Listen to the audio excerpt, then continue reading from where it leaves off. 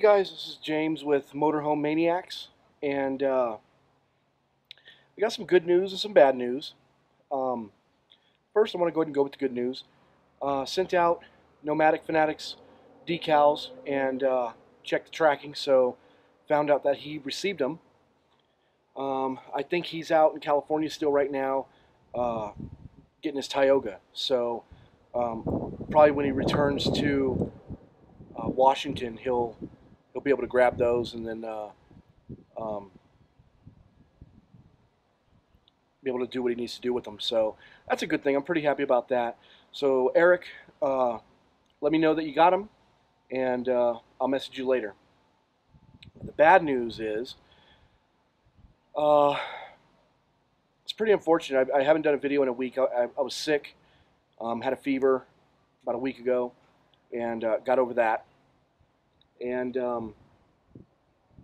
I went to, after I got done being sick, got back into the RV to work on it, and I decided that, anyways, like I was saying, the bad news is um, I got to working on the RV and decided to go take it out to get a car wash, just right down the road actually, and started it up, got going, and took it down there, washed it real good, cleaned it up, just to get the outside done. It's done some raining out here, things like that. So just got all the muck off it and stuff. And I was driving back, and I started hearing this knocking, this ding, ding, ding, ding, ding, ding, ding, and then it went away. And then, it came back again, and it was pretty loud, just out of nowhere. I mean, I've never heard no knock on this, no motor issue, nothing like that. And it went away again. So finally, I got it home, parked it in front of the house where it was before, and took a look at everything and didn't see nothing. Started the motor again, let it run for a little bit, didn't hear nothing. So I decided, to get a mechanic out here and take a look. And the mechanic came out. We started it up. He looked around, and we let it run for a little bit, and we were talking, and it started making the noise again, real loud, the clinging noise. And as we were looking at it, and it was making the clinging noise, it kind of got louder, and it sounded like parts were clinging together. So we were listening, and it sounded internal, not, it sounded like inside, not like a pulley or nothing like that, an alternator seizing up or an alternator pulley or nothing like that. And then all of a sudden we heard a big thud, and it stalled out. And when we tried to restart it again, it just would click. So the mechanic basically said, "Hey man, I think you got some internal motor problems. It's broke." And unfortunately, that broke my spirits a little bit. I was like, "Oh God." That was about really the best part on the RV, was the motor and the tranny. And I was pretty much doing remodeling on everything else. I ended up buying the flooring, and it came. So I bought that, and we didn't get it installed yet because I was waiting to do video on it and stuff after I got done being sick. So once we really confirmed that the motor is broke, it needs to rebuild something, that I kind of washed my hands. But I said, you know what, I'm not going to pay $3 grand or so to rebuild the motor and put it into this. If I'm going to do that, I'm going to put that money up and maybe go look for another one, something like that. So I was just pretty happy that it didn't break down anywhere in between, because a tow for that is like probably in town it's like $550 just to load it up. You know what I mean? You got to get a low boy and load it up. So I was just pretty happy that I didn't have to spend no money to get it home or it being stuck somewhere. But I put some Craigslist ads out, and I said, hey, blown motor, throw me an offer, come get it off my hands. It's in front of my property, for anyone that wants to do a fixer-upper. And I didn't get no responses, nothing like that, other than a couple people, asking questions and then not even being interested, period.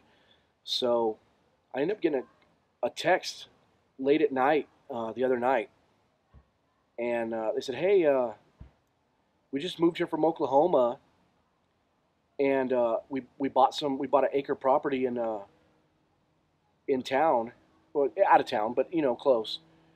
And if you ever can't get rid of it or something, we'd wonder if you'd be willing to give it to us so we can work on it over time, and we're just gonna put it on our land and live in it." And at first I was like, no, I never even responded. I was like, whatever. And I started, going to bed. And I started thinking about it. And the next morning, I just texted him back and I said, well, I mean, the motor's blown, but if you want it, it's yours. You can come get it. Just take it off my hands. So they were like really excited. They were like, "Oh, thank you. We'll take a look at it. We're very happy that you even consider." So they like literally drove out here and took a look at it. And the more they looked at it, they were like 10 times more excited than probably talking to me, texting me on the phone and tell me thank you and stuff like that. But they said they had some money to put into it to do remodeling and then work on the motor later. And you know what? They literally, we made the deal. I went ahead and signed the title over to them. They did pay me for the flooring that I bought from Home Depot. That was really cool. It was like $300 worth of material. So they're like, "Here, we'll give you that. We'd like to take it. This way we don't have to go buy it."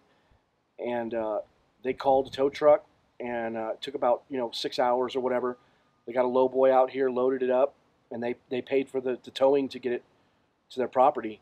So I mean, they didn't come out scot-free, but um, they were humbled, they were happy, and I guess in a worst case scenario,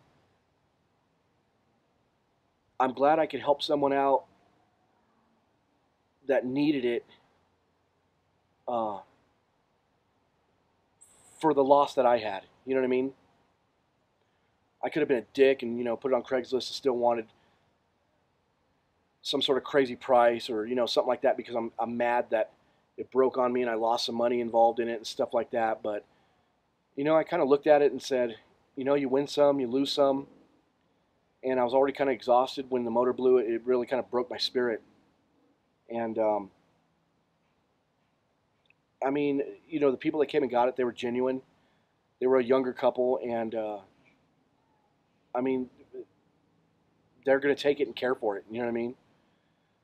So, I'm glad in the end it kind of worked out where someone got it that was very excited and wanted to do something with it and be able to put a roof over their head for their family.